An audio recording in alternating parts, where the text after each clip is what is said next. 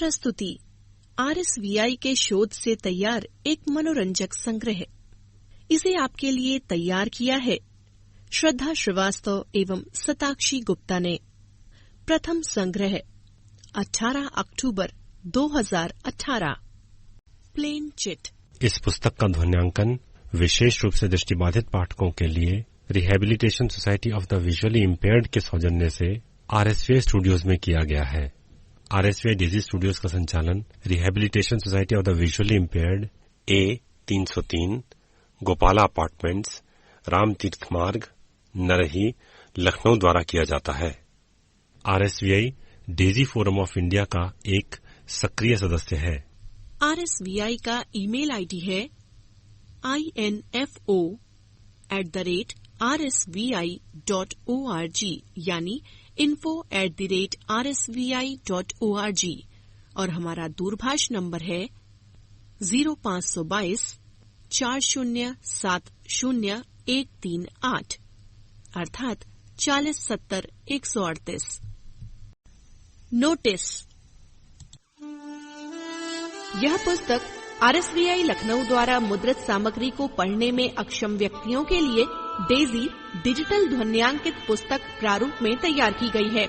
ये पुस्तक भारतीय कॉपीराइट अधिनियम 1957 के 2012 में हुए संशोधन के अंतर्गत धारा 52(1) ZB के प्राविधानों के तहत विशेष रूप से मुद्रित सामग्री पढ़ने में अक्षम व्यक्तियों को वितरित करने हेतु निर्मित की गई है। केवल मुद्रित सामग्री पढ़ने में अक्षम व्यक्ति ही इस डेजी डिजिटल ध्वन्यांकित पुस्तक का प्रयोग करने के लिए अधिकृत हैं। इस पुस्तक की भविष्य में कोई भी प्रतिकृति मुद्रित सामग्री पढ़ने में सक्षम व्यक्तियों को वितरण करने अथवा व्यावसायिक प्रयोग हेतु पूर्णतः निषिद्ध है तथा ऐसा करना कानूनी कार्यवाही के अंतर्गत आएगा।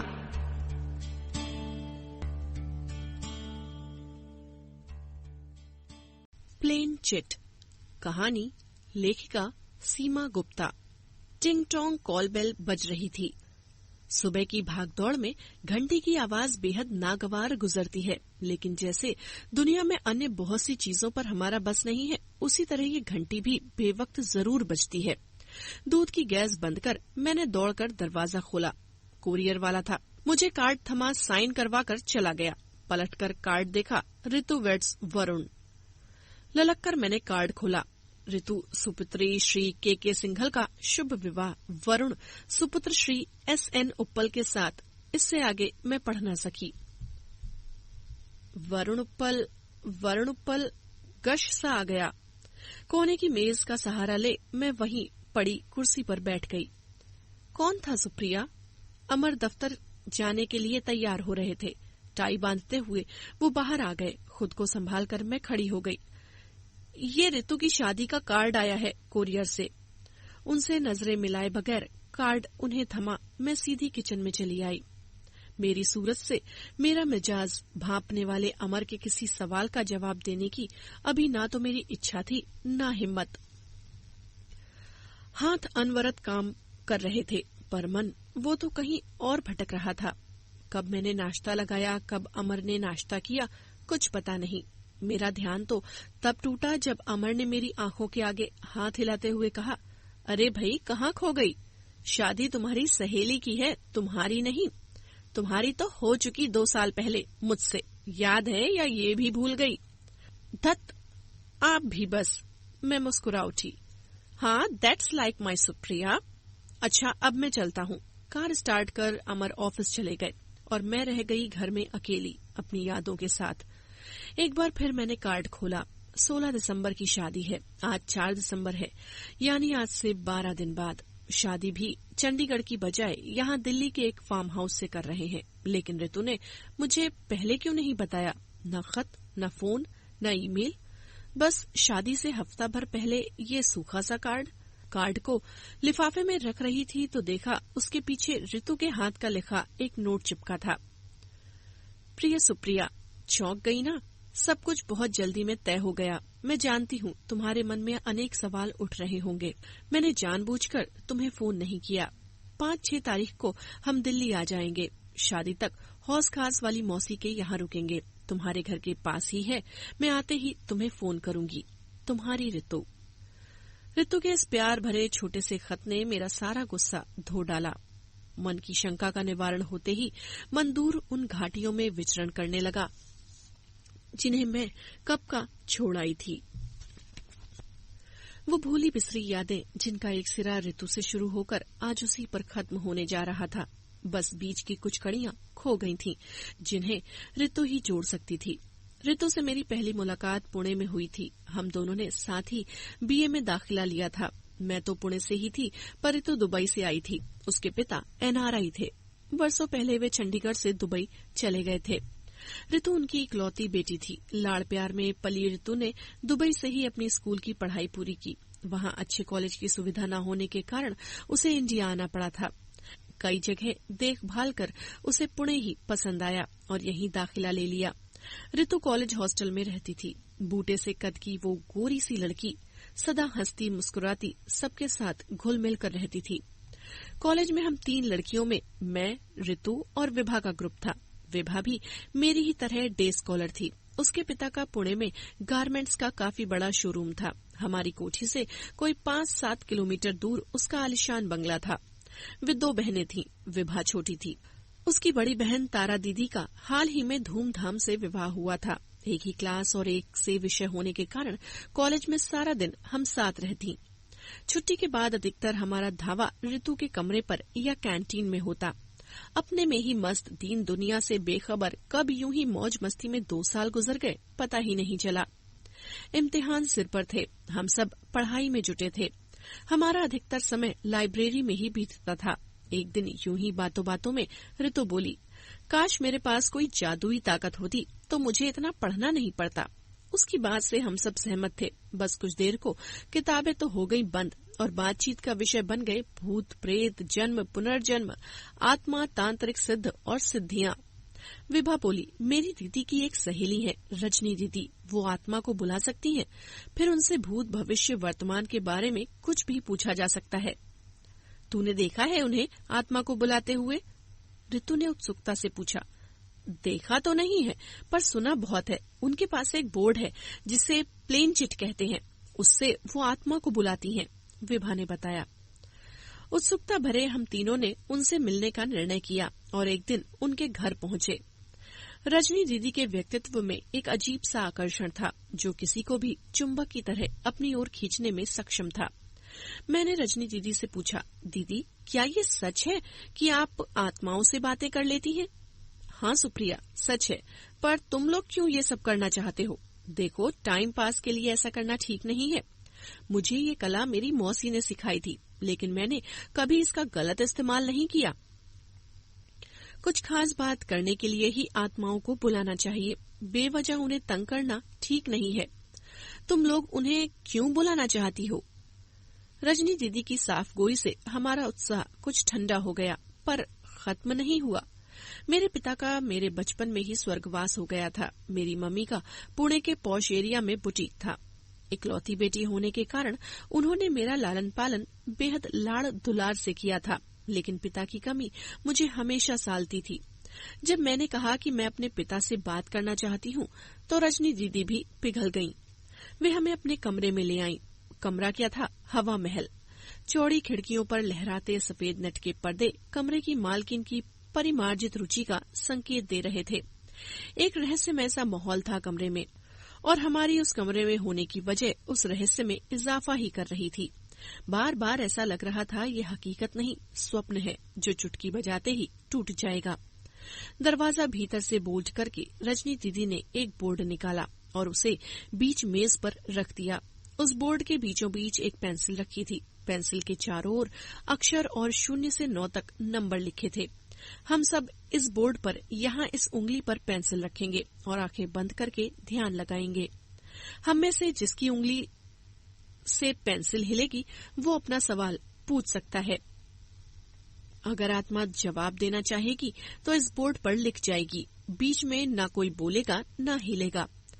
रजनी दीदी ने हमें एक एक मोमबत्ती थमाते हुए गंभीर आवाज में कहा।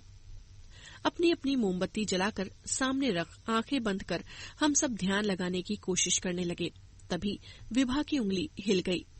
पल भर को तो उसकी आवाज ही नहीं निकली। फिर भर्राए गले से उसने पूछा, मेरे भविष्य में क्या है? पेंसिल अपने आप ही हिलने लगी। वो रुकी तो हमने पढ़ा 6 महीने और क्या? विभा ने फिर पूछा, लेकिन अब न उसकी उंगली हिली न पेंसिल ही। हम फिर आंखें बंद कर ध्यान लगाने लगे।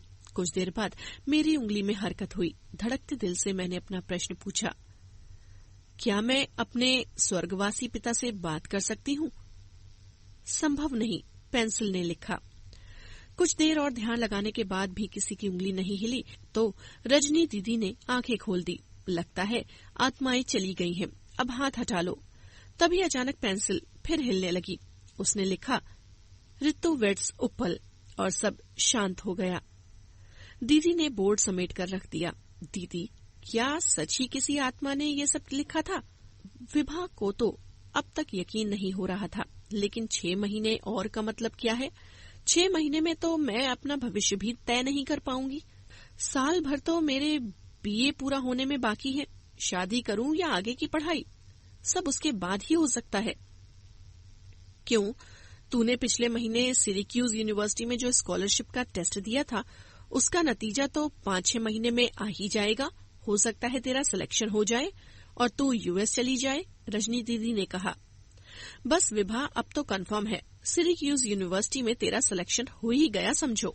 बधाई हो, मैं बड़े विश्वास से बोली। विभा की मुस्कान बता रही थी कि हमारी बातों से उसे भी यकीन हो चला है कि उसका भविष्य 6 महीने में उसे कहीं का कहीं पहुंचा देगा। अब बारी थी ऋतु की। इसने तो सवाल पूछा भी नहीं, फिर आत्मा ने क्यों लिखा ऋतु वेट्स वरुण? रिपीट। इसने तो सवाल पूछा भी नहीं, फिर आत्मा ने क्यों लिखा ऋतु वेट्स वरुण उप्पल? देर से मेरे मन में घुमड़ रहा प्रश्न लब पर आ ही गया। इसका जवाब तो वो आत्मा ही दे सकती है जिसने ये लिखा है। हो सकता है वही वरुण उप्पल हो। उसे ऋतु पसंद आ गई और उसने अपने लिए बुक कर लिया हो। विभा हंस पड़ी। पर बिना शरीर बिना घर परिवार के वो बारात कैसे लाएगा ऋतु के द्वारे? मैं भी विभा के मजाक में शामिल हो गई। अरे भाई, आत्माओं के लिए तो सब संभव है। फिर ये मेनका तो किसी भी विश्वामित्र की तपस्या भंग करने में सक्षम है। विभा ऋतु को छेड़ते हुए बोली। चुप भी करो तुम दोनों। इतनी देर से चुप बैठी ऋतु थोड़ा झल्ला उठी। पल भर को हम सब चुप हो गए। हम तो मजाक कर रहे हैं ऋतु, इतना हाइपर क्यों हो रही है? मैंने ऋतु के कंधे पर हाथ रखकर उसे अपनी तरफ घुमा लिया। कोई वरुण उप्पल नहीं आ सकता मेरी जिंदगी में, तुम दोनों जानती तो हो। थोड़ा संभलते हुए धीमी आवाज में ऋतु ने कहा। क्यों भाई, ऐसी क्या बात है जो वरुण उप्पल तुम्हारी जिंदगी में नहीं आ सकता? सदा की गंभीर रजनी दीदी भी चुटकी लेने से नहीं चूकी। दीदी, मेरा रिश्ता बहुत पहले से मेरे डैडी के बिजनेस पार्टनर आहूजा अंकल के बेटे राहुल से तय है। वो ऑस्ट्रेलिया में MBA कर रहा है। अगले साल पढ़ाई पूरी करके वो दुबई लौट आएगा और हमारा फैमिली बिजनेस ज्वाइन कर लेगा। फिर घर वाले हमारी शादी कर देंगे। अब आप ही बताइए, इस सब में वरुण कहाँ फिट होता है? ऋतु ने रजनी दीदी को बताया। ऋतु, लाइफ इज अनप्रेडिक्टेबल, कुछ कहा नहीं जा सकता, कब क्या हो जाए। राहुल तुम्हारा आज है, पर तुम्हारे भविष्य में क्या है कैसे मालूम? रजनी दीदी बोली। नहीं दीदी, मुझे यकीन है ऐसा कुछ नहीं हो सकता, क्योंकि मैं भी राहुल से बहुत प्यार करती हूँ। हम बचपन के दोस्त हैं। ये दोस्ती रिश्ते में जरूर बदलेगी, ये मेरा यकीन है। ये आत्मा वात्मा सब बेकार की बातें हैं। विभा, मैं और ऋतु अपनी दुनिया में मस्त थे, तभी वो हादसा हो गया। उस रोज कॉलेज में इंग्लिश की एक्स्ट्रा क्लास थी। क्लास खत्म होते ही हम तीनों का मैटिनी शो में पिक्चर देखने का प्रोग्राम था। सिनेमा हॉल विभा के घर के पास ही था, सो उसने टिकटें एडवांस में बुक करवा ली थी। हमने सोचा था कि पहले विभा के घर जाएंगे, कुछ खा पी कर वहीं से पिक्चर देखने के लिए चले जाएंगे, लेकिन लेक्चर खत्म होते होते 2:45 बज गए। अब इतना समय नहीं था, सो हम तीनों ने ऑटो पकड़ा और सीधे सिनेमा हॉल पहुंच गयी। पिक्चर शुरू हो चुकी थी। अंधेरे में एक दूसरे का हाथ पकड़े हम तीनों अपनी सीट ढूंढकर बैठ गईं। पहले ऋतु, फिर मैं और कोने की सीट पर विभा बैठी थी। फिल्म काफी डरावनी थी। हमें बैठे अभी थोड़ी ही देर हुई थी, तभी विभा बोली, सुप्रिया, कुछ घुटन सी हो रही है, मैं टॉयलेट होकर आती हूँ। कब इंटरवल हो गया पता नहीं चला। हॉल की बत्तियां जली तो हम दोनों को होश आया कि विभा अभी तक नहीं लौटी थी। उसे गए कम से कम 1.25 घंटा तो हो चुका था। घबराकर हम दोनों बाहर भागी। पूरा टॉयलेट छान मारा पर वहाँ भी विभा का कोई नामो निशान न था। ऋतु बोली, विभा कहीं घर तो नहीं चली गई? मैं टिकट विंडो के बिल्कुल सामने खड़ी थी। मेरे कानों में कुछ आवाजें आई। अंदर कोई कह रहा था। उसके आई कार्ड पर विभा लिखा था। विभा का नाम सुनते ही मेरे कान खड़े हो गए। सुनिए भाई साहब, मैंने उन्हें बुलाया। अभी आप विभा के बारे में कुछ कह रहे थे? हाथ में चाबी घुमाने वाला बोला, आप जानती हैं उन्हें? हाँ, हम साथ ही फिल्म देखने आए थे। कहाँ है विभा? मैंने पूछा। दरअसल मैडम, हुआ यूं कि फिल्म शुरू होने के बाद हमें एक स्त्री ने आकर बताया कि एक लड़की बाथरूम में बेहोश पड़ी है। जब हमने जाकर देखा तो हमें उनका आई कार्ड मिला जिसमें उनका नाम और घर का पता था। हमने उनके घर पर फोन किया। खबर मिलते ही उनकी मदर फौरन यहाँ आ गईं। अभी उन्हें सिटी हॉस्पिटल एडमिट करवाकर ही आ रहा हूँ। चाबी घुमाते हुए उसने बताया। विभा आईसीयू में थी। पता चला वो कोमा में चली गई थी। मुझे घुटन हो रही है। उसके आखिरी शब्द बार बार मेरे कानों में गूंजकर मुझे आधी रात को जगा जाते। उस रोज मैं विभा के साथ चली गई होती तो शायद वो बच जाती।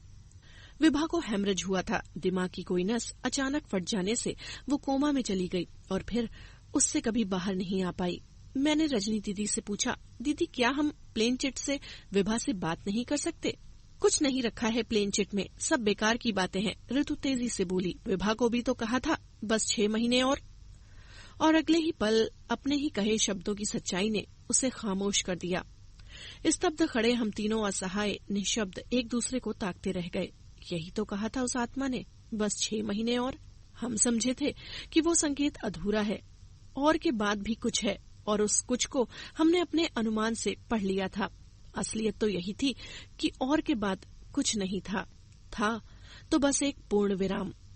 वो तो एक संकेत था हमारे लिए जिसे हम समझ नहीं पाए थे, या शायद समझना ही नहीं चाहते थे।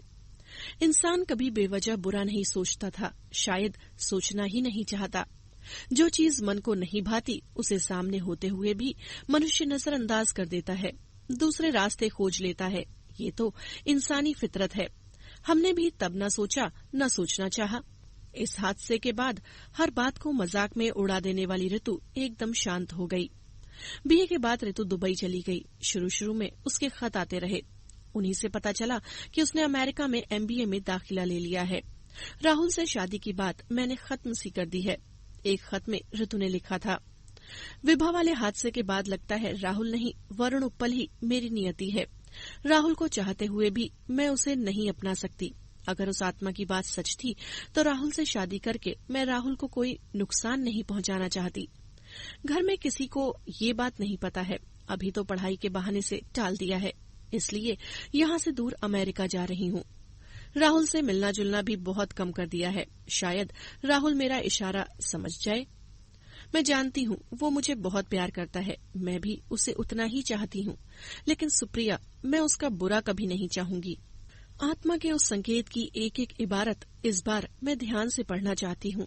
कहीं विभा की तरह अनजाने में धोखा न खा जाऊं और फिर जीवन भर पछताती रहूं। इस बीच मेरी शादी अमर से तय हो गई।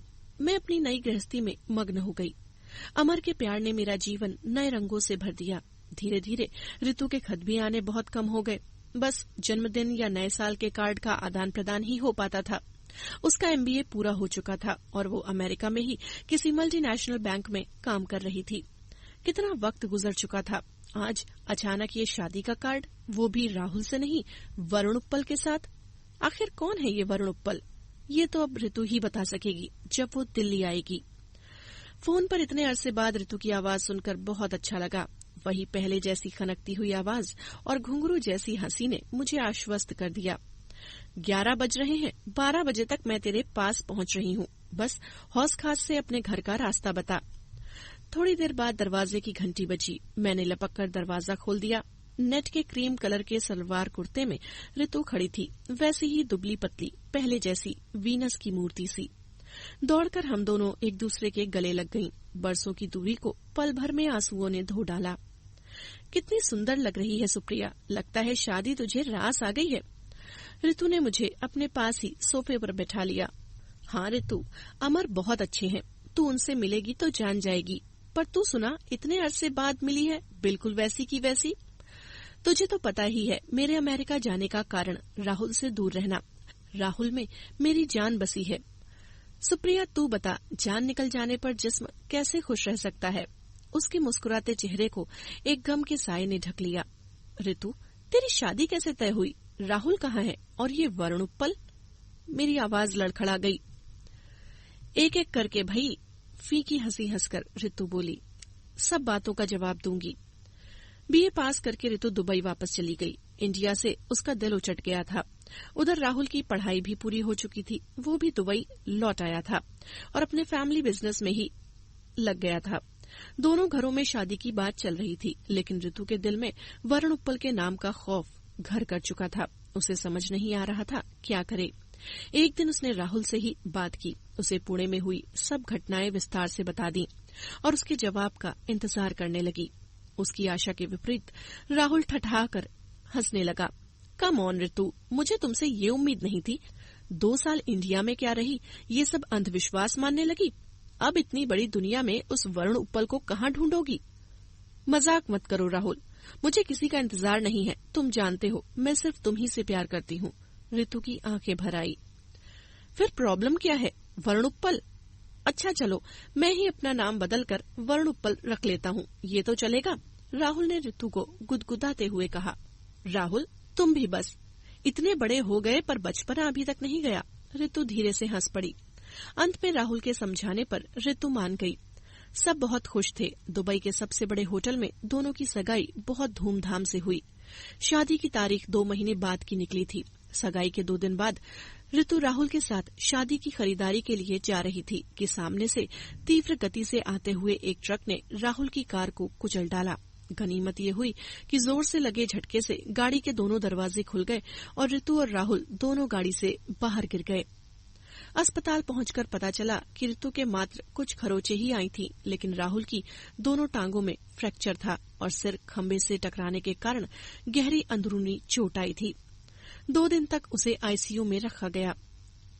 सुप्रिया, वे 2 दिन मैंने कैसे काटे मैं ही जानती हूँ।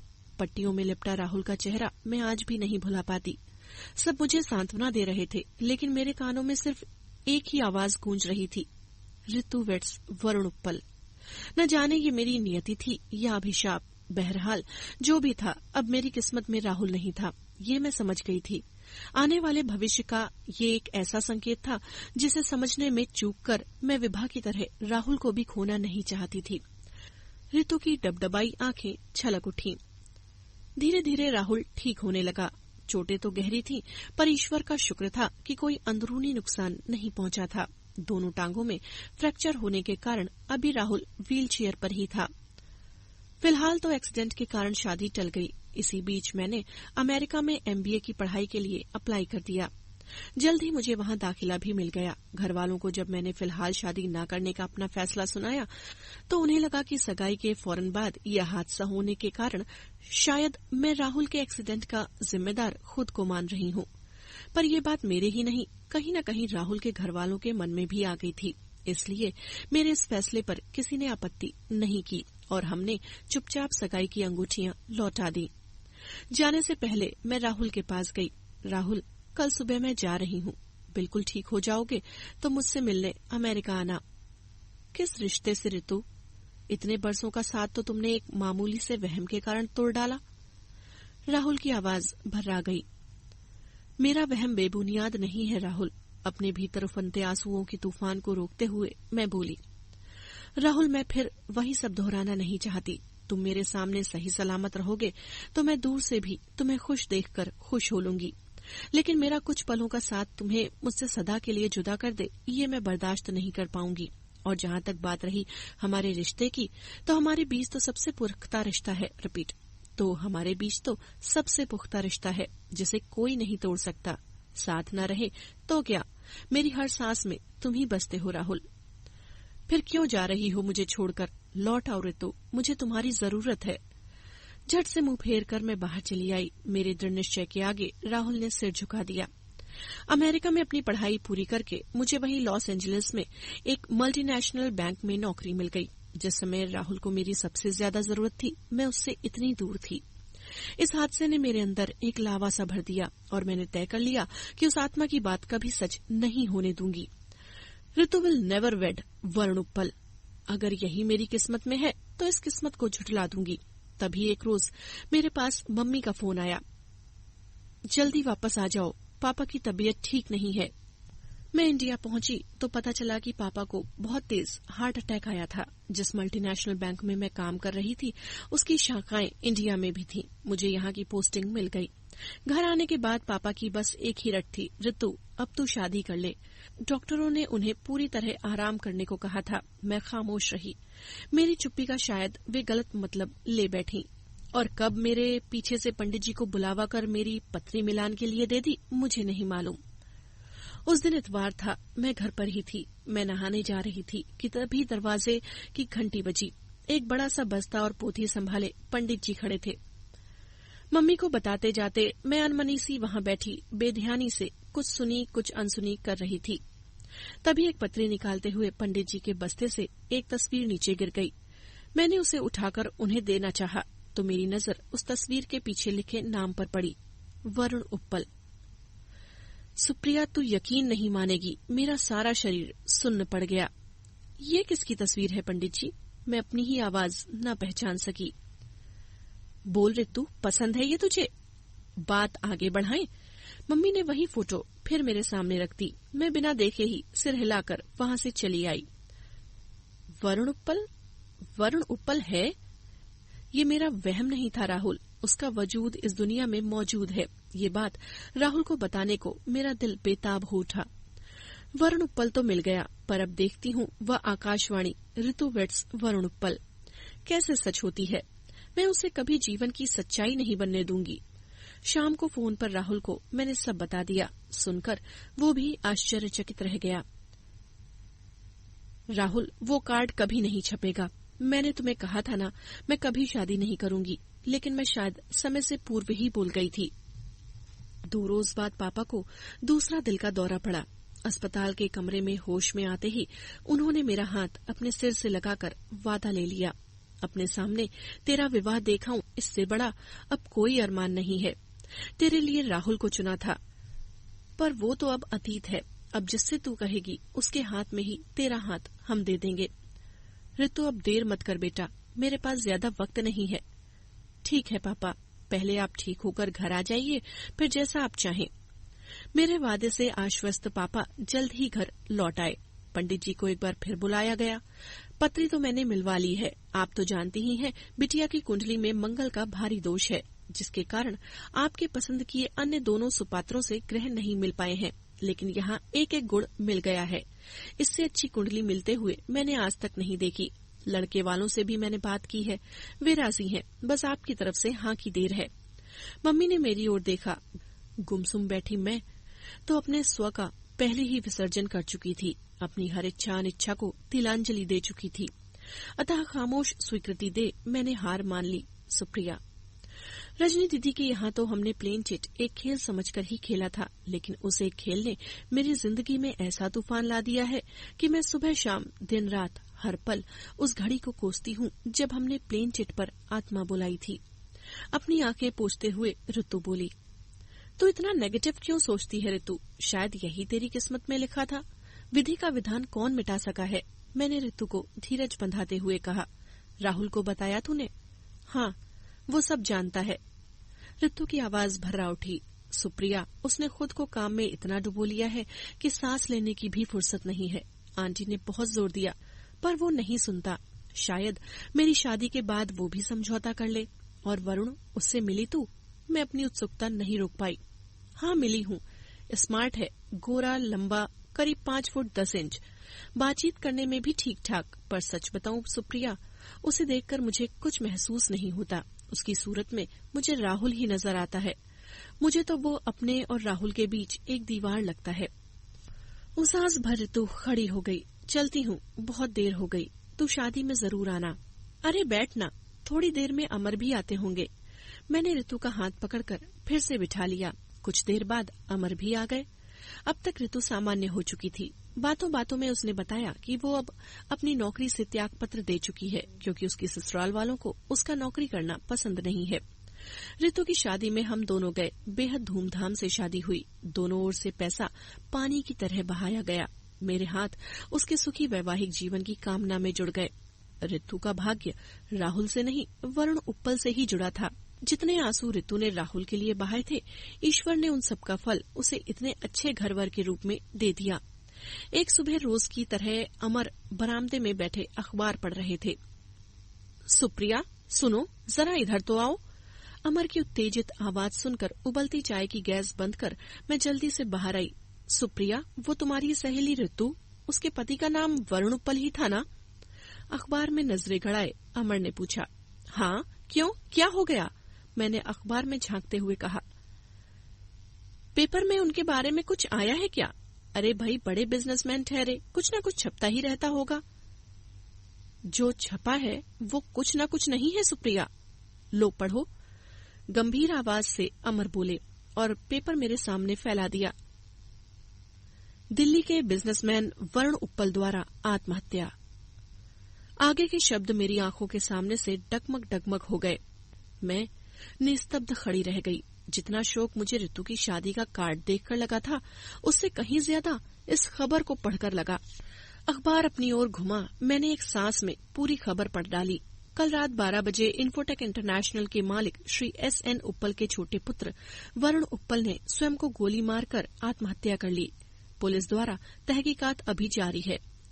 फटाफट तैयार होकर हम ऋतु की ससुराल सैनिक फार्म पहुंच गए। कैसी हो गई थी ऋतु? सफेद साड़ी, सूखा चेहरा, कोटर में धसी आंखें, रूखे बिखरे बाल, पपड़ाते होंठ।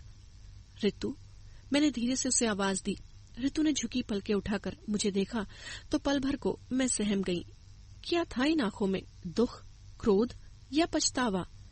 एक वहशत सी नजर आई मुझे। वो कोमलता जो ऋतु की आंखों की चमक में थी, न जाने कहाँ खो गई थी। मुझे पहचान ऋतु ने अपना हाथ बढ़ा दिया। सदा की खूबसूरत मैनिक्योर्ड उंगलियों में आज नसें और हड्डियां चमक रही थीं। उस ठंडे बर्फ से हाथ को थाम मैं वहीं बैठ गई। कितनी ही देर हम यूं ही खामोश बैठे रहे। शब्द मानो चुक गए थे। घर का जवान बेटा चला गया था। अपनी नवयौवना पत्नी को बेवा बनाकर छोड़ गया था। उसे बीच मझधार में उस किश्ती में अकेला, जिसे खेने की और साथ मिलकर पार लगाने की दोनों ने कसम खाई थी। पीछे रह गई तन्हा बेसहारा ऋतु और उसके क्षणिक वैवाहिक जीवन की चंद यादें। पता चला कि रोज की तरह कल रात भी वरुण बहुत देर से घर लौटा था। सब सो चुके थे। नित्य की भांति ऋतु ने ही दरवाजा खोला। खाने के लिए इनकार कर नशे में लड़खड़ाते हुए वरुण सीधा ऊपर बेडरूम में चला गया। ऋतु नीचे किचन में पानी लाने चली गई। फ्रिज में से पानी की बोतल निकाल रही थी कि तभी बेडरूम में धम से कुछ गिरने की आवाज हुई। हाथ में बोतल और गिलास थामे ऋतु ऊपर भागी। वहां देखा तो वरुण खून से लथपथ जमीन पर पड़ा था। पास ही उसका साइलेंसर युक्त रिवॉल्वर पड़ा था। उसने खुद को कनपट्टी पर गोली मार ली थी। वरुण के पिता और भाई फौरन उसे गाड़ी में डाल अस्पताल ले गए, पर तब तक सब शेष हो चुका था। ऋतु उस पल जो बुत बनी तो तब से ऐसी ही मूर्त सी बैठी रह गई। अब तक पलक भी नहीं झपकी है, एक आंसू नहीं गिरा। गहरा सदमा लगा है बेचारी को। बेहद प्रेम था पति पत्नी में। पति के गम ने बेचारी को ऐसा गुमसुम कर दिया है। अरे कोई रुलाओ इसे, बेचारी बच्ची, अभी उम्र ही क्या है इसकी, कैसे काटेगी सारी जिंदगी। सब तरफ यही आवाजें थीं। सबने बहुत कोशिश कर ली, पर ऋतु की आंखों से एक कतरा भी नहीं गिरा। सूखी लाल जलती आंखों को देखने से डर लगता था। डॉक्टर को बुलाया गया। सीवियर शॉक में है, इन्हें सेडेटिव का इंजेक्शन देकर सुला देता हूँ, पर ध्यान रखिए इनके लिए रोना बहुत जरूरी है, वरना डिप्रेशन में चली जाएंगी। 2 दिन बाद उठावनी थी। अमर और मैं सुबह ही वहां पहुंच गए।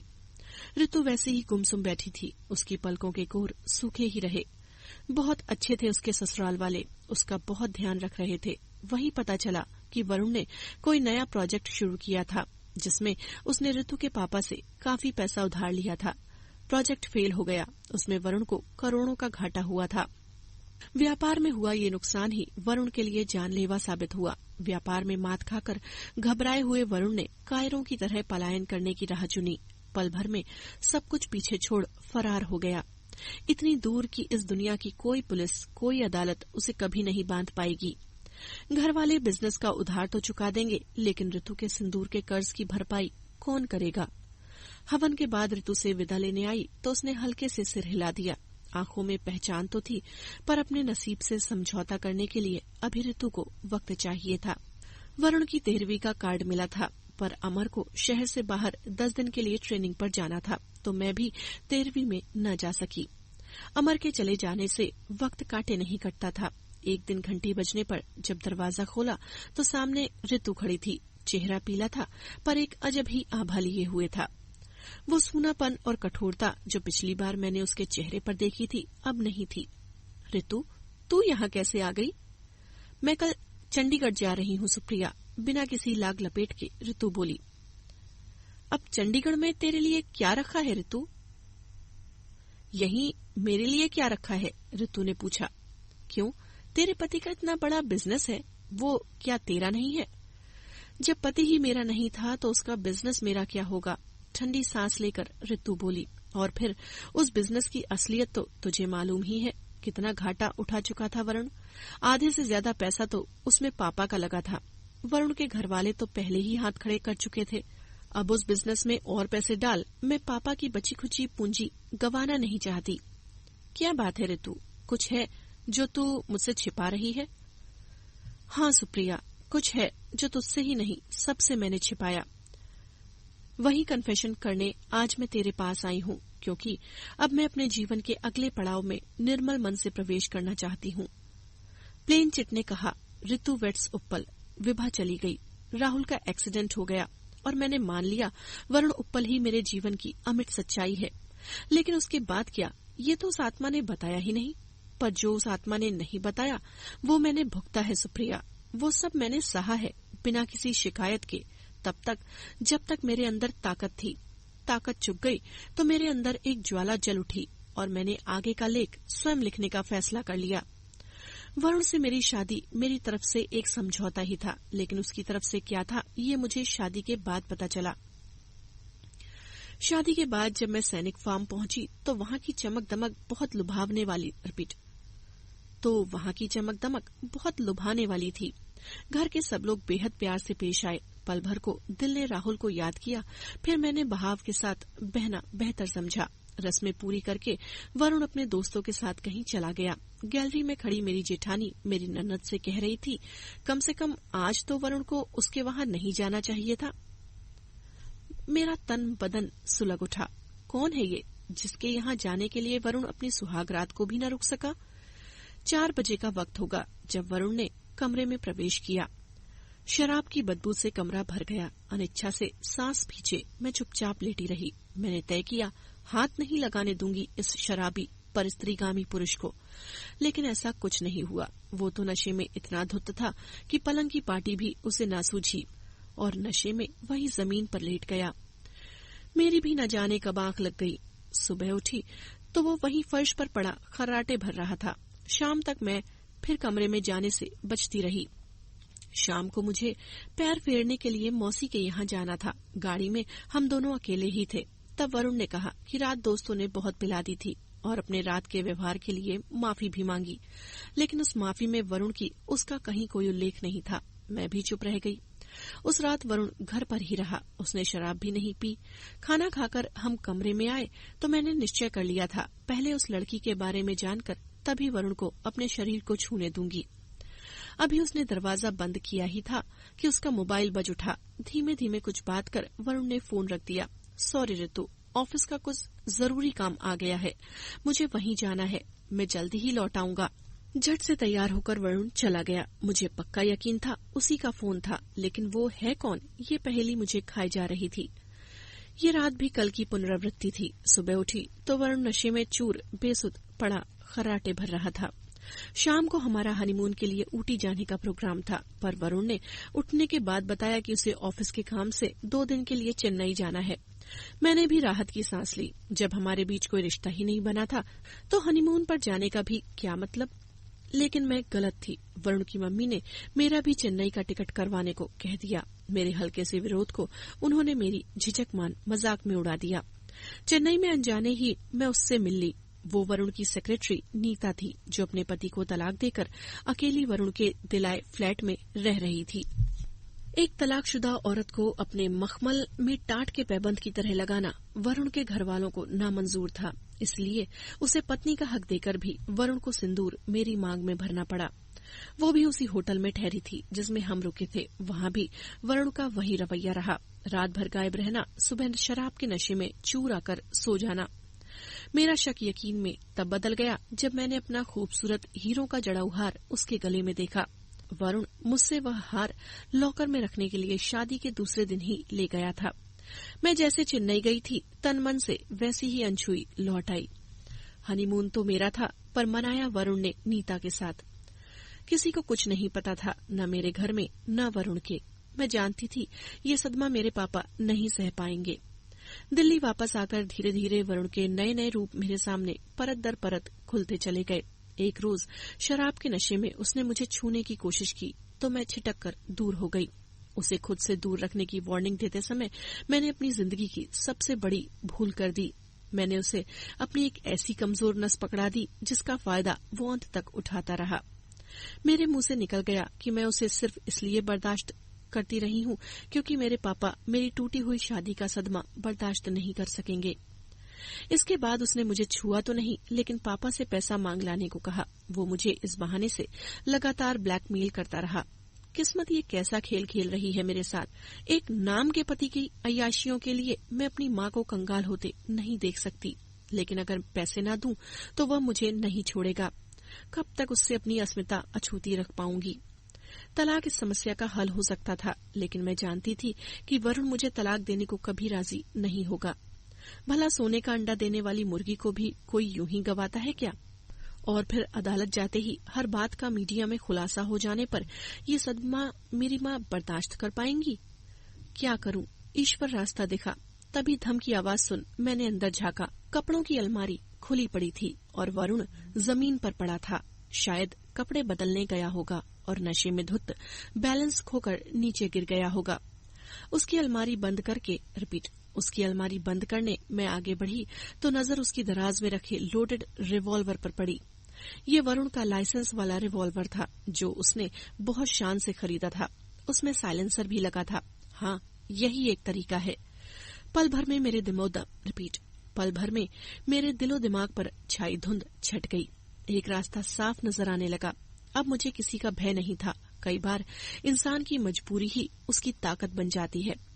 वही मेरे साथ भी हुआ। वरुण से छुटकारा पाना मेरी मजबूरी थी। इसी ने मुझे इतनी हिम्मत दी कि उस राक्षस से स्वयं को बचाने की कोशिश को अंजाम दे सकूं। अपने पल्लू को हाथ में लपेट मैंने धीरे से रिवॉल्वर उठा लिया।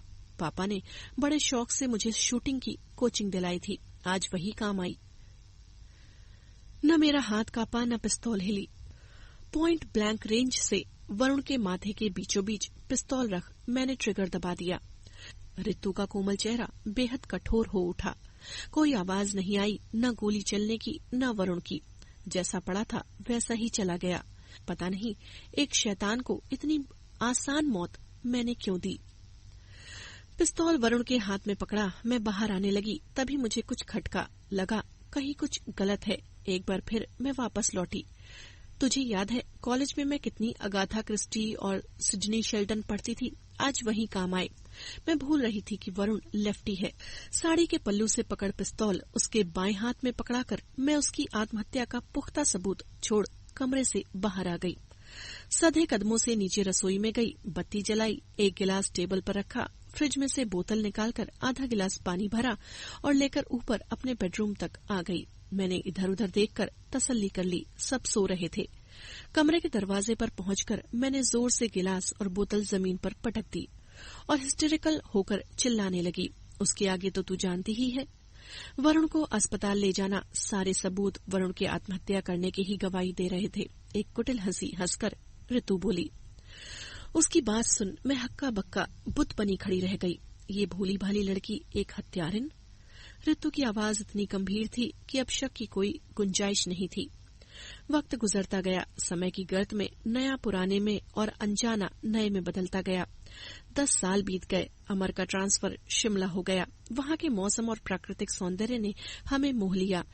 हमने अपने बच्चों का दाखिला शिमला के बेहतरीन स्कूल में कराया। हाँ, इस बीच मेरे एक बेटा रचित और छोटी बिटिया रचना हो चुके थे। बच्चों की पहली पेरेंट टीचर मीटिंग थी। अमर की छुट्टी न होने के कारण मैं अकेली ही स्कूल गई थी। मीटिंग के बाद स्कूल से बाहर निकलते हुए मेरी टक्कर एक खूबसूरत सैलानी जोड़े से हो गई, जिनके साथ 3-4 साल की छोटी सी बच्ची थी। आई एम सॉरी, माफी मांगते हुए मैंने नजरें उठाई तो सामने रितु खड़ी थी, राहुल के साथ। कितनी सुंदर हो गई थी। वही गोरा चिट्टा रंग, दुबला पतला शरीर कुछ भर गया था, मांग में भरा सिंदूर, गले में झूलता मंगलसूत्र, उसके होठों पर फिसलती मुस्कान और आंखों में भरी चमक एक नई ही कहानी कह रहे थे। रितु की कनिष्ठा पकड़े प्यारी सी बिटिया और बगल में खड़ा कामदेव सा पति, सब उसके सुखी विवाहित जीवन का संकेत दे रहे थे। सुप्रिया दौड़कर वो मेरे गले लग गई। वर्षों के गिले शिकवे आंसुओं में धुल गए। देख ले, मैंने तुझे शिमला में भी नहीं छोड़ा। काश उस प्लेन चिट ने कहा होता रितु फॉलोज सुप्रिया तो कितना सही होता, रितु ने हंसते हुए कहा। और कुछ जो उसने कहा वो भी तो सही निकला। पता नहीं सुप्रिया, वो सही निकला या मैंने उसे सही मानकर अपनी किस्मत की दिशा बदल दी। आज पीछे मुड़कर देखती हूँ तो लगता है कि उस पर यकीन करना मेरी बेवकूफी ही थी। एक नाम के भरोसे मैंने अपनी सारी खुशियां कुर्बान कर दी और अंत में मुझे क्या हासिल हुआ? दुख, तकलीफ, संताप। उस अध्याय का अंत करने के बाद ही मैं सही राह चुन सकी। चंडीगढ़ जाकर मैंने फिर से पापा का काम शुरू कर दिया। राहुल से मेरा कांटेक्ट टूटा नहीं था। उसकी मदद से मैंने पापा का बिजनेस पहले की तरह ही देश विदेश में फैला दिया। और राहुल से शादी? इस बार राहुल ने मेरी एक नहीं सुनी। बिजनेस जमते ही कुछ नजदीकी दोस्तों और रिश्तेदारों की मौजूदगी में हमने शादी कर ली। शादी के 3 साल बाद शिमोना पैदा हुई। वरुण की मौत के बारे में क्या राहुल सब कुछ जानता है? मैं न चाहते हुए भी पूछ बैठी। नहीं सुप्रिया, मैं चाहते हुए भी उसे कुछ नहीं बता सकी। तुझसे बात करने के बाद मेरे दिल का बोझ हल्का हो गया था। राहुल का दिल बहुत बड़ा है, मैं जानती हूँ। अब उस खुशी का एक कतरा भी खोना नहीं चाहती।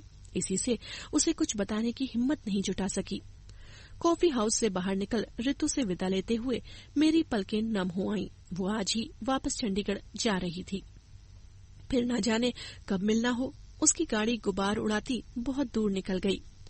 रितु भी तो बहुत दूर निकल आई थी। अपने जीवन का सारा गरल उसने नीलकंठ की तरह एक साथ ही पी लिया। एक शापग्रस्त विषकन्या की तरह वो सहती रही और इंतजार करती रही अपने उद्धारक का। और वो आया राहुल के रूप में।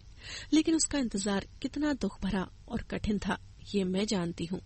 राहुल को अपने विष से बचाने के लिए रितु ने उस विष को अपने कंठ में ग्रहण कर लिया था। बहुत पहले सुना था, जब किसी लड़की के ग्रह बहुत खराब होते हैं या उसकी कुंडली में विधवा योग होता है तो असली विवाह से पूर्व उसका पीपल से विवाह कर दिया जाता है। इसे प्रथम विवाह माना जाता है। तदुपरांत उसका वास्तविक विवाह अपने योग्य लड़के से होता है। ये प्रथम विवाह उस द्वितीय विवाह की लंबी आयु के लिए होता है। शायद वरुण उत्पल रितु की जिंदगी के पड़ाव का वो पीपल था जिससे फेरे लेना रितु की नियति थी। आज उस पड़ाव से गुजरकर रितु ने अपनी मंजिल पा ली है।